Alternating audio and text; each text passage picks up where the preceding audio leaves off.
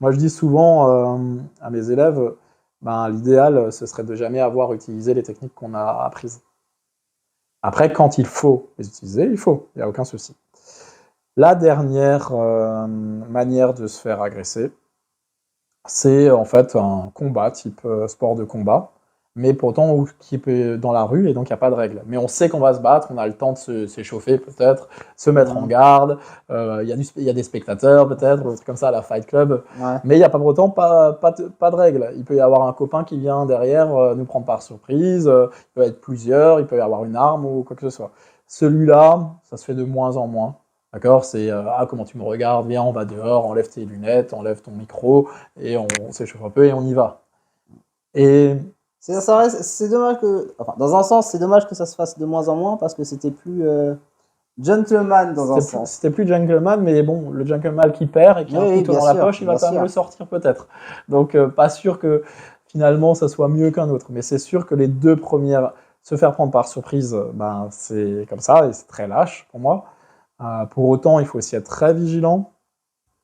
Moi, j'explique beaucoup aux gens aussi, c'est que j'aime bien parler de couleurs. C'est quand on est ici, dans cet appartement, moi je suis en couleur verte. Je sais qu'on va pas m'agresser.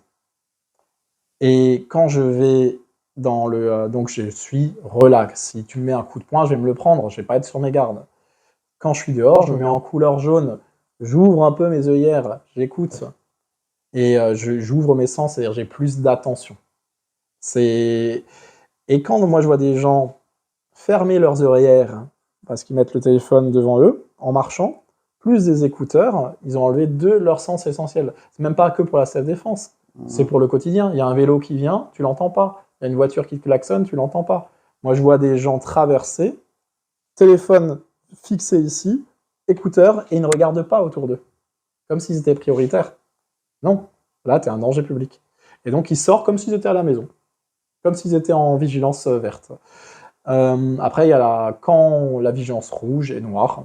C'est que la rouge, c'est il fait un peu plus sombre, il est tard, ou je sors d'une soirée et j'entends des bruits de verres cassés ou des trucs comme ça, ou du monde qui s'attroupe. Bah, je suis beaucoup plus vigilant et j'évite les zones dangereuses.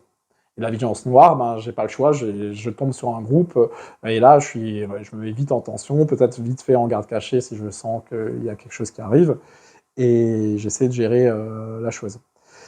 Et ça, c'est essentiel pour moi pour justement éviter de se faire prendre par surprise, alors que bah, c'est sûr que si tu fixes sur ton portable et que t'as les écouteurs, t'as plus de chances de te faire toucher à la prise par surprise. Évidemment.